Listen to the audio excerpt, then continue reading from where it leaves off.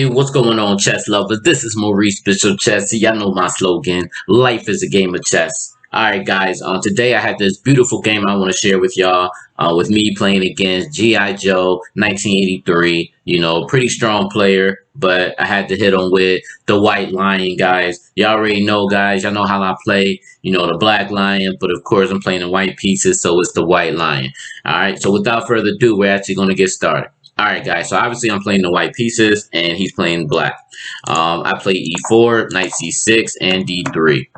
E5 is played, knight b to d2, d5, and I go c3. I go c3, guys, for all y'all that don't already know. I go c3 to prevent the knight from going to d4 or b4. But also, guys, I have the opportunity to go on queen c2 where I can overprotect the pawn on e4. Alright, so knight f6, queen c2, bishop c5, and I go h3. I go h3 not only to prevent the bishop from going to g4 or the knight from going to g4, where he can go knight captures f2 or bishop captures f2. I go h3 because potentially, you know, if black decides to castle kingside, I'll be able to go g2 to g4 to start a pawn storm attack on the black king. All right. So that's the reason for that. So black castles kingside. I go bishop e2, you know, to develop. You know, you got to develop your pieces. You know, there's no I in team, so you got to develop your pieces. All right. Bishop e6. I go knight f3, you know, developing one of my last, well, it's not one of my last minor pieces because I still had this piece to develop, but I got to develop something, right? So he actually takes my pawn. I take a5 and I go a4. I go a4 to prevent any type of queenside attack. Even if I was playing the black pieces, you know, with playing the black lion, I would go a5 as well. For a lot of y'all that seen a lot of my videos, nothing changed. I pretty much played the exact same pattern, you know, and still crushing. All right. So queen d7. I go g2 to g4. Already, as y'all see, I'm starting my pawn storm. My next step is I want to get to knight f1, knight g3, and knight f5. As you see, the black line and white line, definitely very easy pattern to learn and everything. Just got to keep doing it. A6 is played. I go knight f1, knight h7, and of course you're probably wondering why he goes knight h7. He goes knight h7, guys, because he wants to make sure that I don't hit him with the g5 pawn. Because if I go g5, he could go h5 and then g6.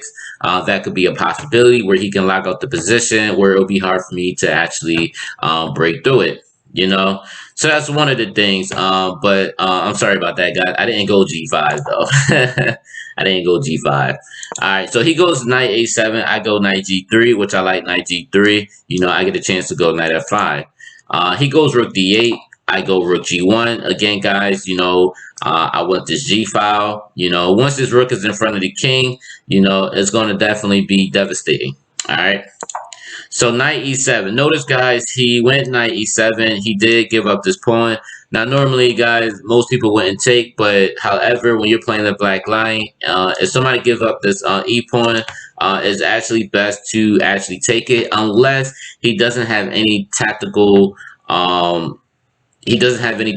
means to actually get you in a bind, you know. But in his case, he doesn't, because again, I still have my pawn on c3, so it's not like he could go bishop captures f2 if I take queen d4 and then take my knight. It's not going to work because I have my pawn on c3.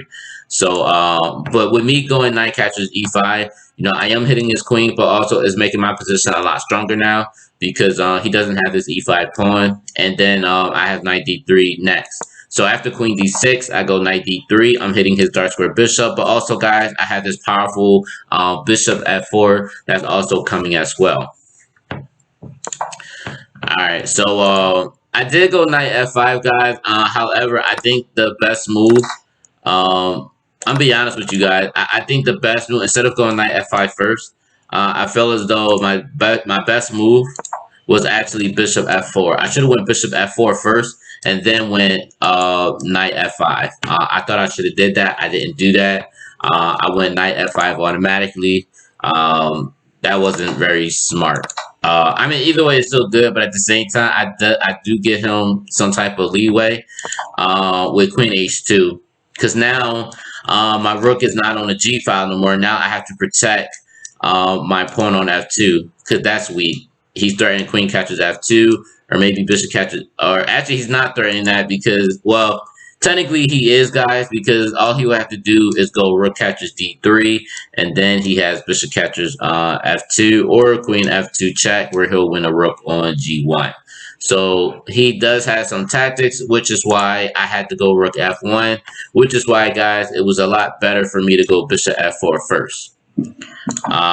So just keep that in mind. But he goes knight c6. I go bishop f4 automatically now. I wish I would have did it earlier, but it's still fine. He takes the pawn. I castle queenside, and now it's better for me now because now he's in a very dangerous position now, because now I have rook h1 and I have rook g1. And once I get these two rooks on a g file and then an h file, guys, it's definitely going to be bananas. All right. So he goes knight f6. I go rook h1, harass him. Queen g2, rook g1, and it will almost seems like the queen is trapped, but it's really not because he has queen captures e4.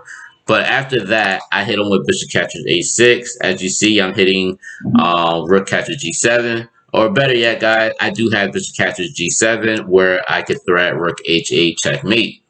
However, my opponent goes knight e8. I could have just went f6. I could have just did that move. However, by me going f6, I didn't really like this g6 move. I mean, technically, I still could do it. Even if he does come here and he takes, I mean, obviously, this is, what you call it, hope chess, you know, where I want him to take the bishop, but he doesn't have to take that bishop. If he wants, he could just go knight captures f6. Again, I still have to make something happen, you know, in this game. Like maybe go back to bishop h6 and maybe try to do something, you know. I feel like it would take the game a lot longer, which is why I didn't go f6 right away. So in this position, guys, after knight e8, I just went bishop captures g7. I think this was more forcing. I think this was just the best way to go. So after knight captures g7, I go f6, and I think this is way better because as you see, the king is out in the open. It's pinned right now. I think this is a way better position than the position that you just saw earlier. All right. So with that being said, that's why I took this approach. And honestly, guys, as you see, this is very forcing because, as you see, I'm literally threatening checkmate, which is why he was forced to take my rook on h1, which is what he did. I take back. He goes knight f5, you know, getting out of the way, and then I hit him with knight f4. And of course, in this position, my opponent resigned because, again, this knight really can't move anywhere else because of checkmate on h7. Again, I mean, I don't know, guys. Maybe he wants to go here, but it doesn't really matter because he still has the same problem, you know. So it's really nothing that, yeah, guys, it's really nothing that he could do right now in this position. Because after I take this again, this is still checkmate coming up here. Even if he decides to go rook e8, it's still check. He comes here and then mate. You know, so it doesn't really matter. All right, so guys, I actually hope you learn some valuable things in this game. You know, especially playing the black lion, or should I say the white lion. You know, if you really like this game, definitely or if you like this video, make sure you like this video, share, comment, let me know what you think, guys. If you have any other games that you want to share with me, definitely comment below. Let me know that you want to share some stuff with me. I'll take it, do a video on it. And yeah, guys, if anything else that y'all want to know, guys, definitely hit me up. And if there's any other course that y'all want me to create about, let me know as well. I will definitely create that course.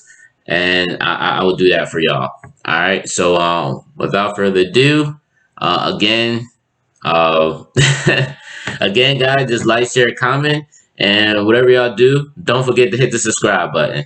All right, guys. Peace.